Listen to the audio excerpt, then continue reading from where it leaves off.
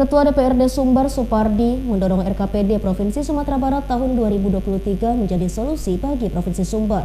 Karena dapat mengoptimalkan rencana pembangunan di masa yang akan datang, RKPD tidak hanya sebuah solusi lahir untuk kita semua.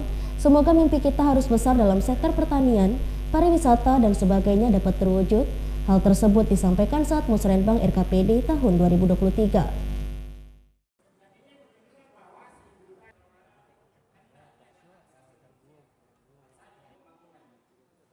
Pemerintah Provinsi Sumatera Barat melaksanakan Musrenbang RKPD Provinsi Sumbar tahun 2023 dengan melibatkan semua pemangku kepentingan, yakni pemerintah pusat, pemerintah Provinsi Sumbar, pemerintah kabupaten kota, dan masyarakat.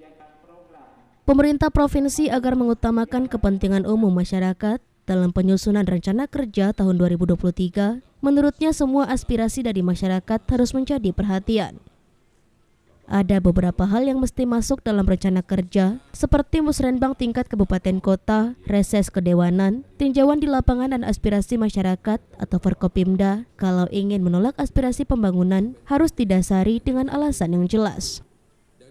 Pokok pikiran merupakan hal mendasar bagi semua RKPD, yakni dasarnya musrenbang, ada reses, ada juga kunjungan lapangan, ada permintaan masyarakat dan sebagainya, maka hal tersebut harus dapat diakomodir sesuai urgensinya.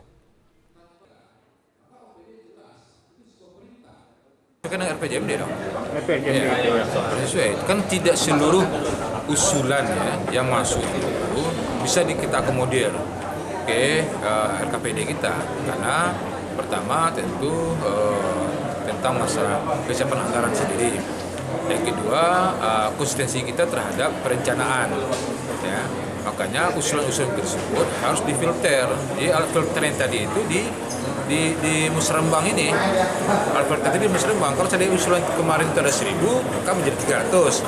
Dari 300 tadi itu mana yang connect atau tersistem ke RPJMD kita. Nah, itulah nanti akan kita putuskan. Dari Padang, Sumatera Barat, Tim Liputan iNews melaporkan.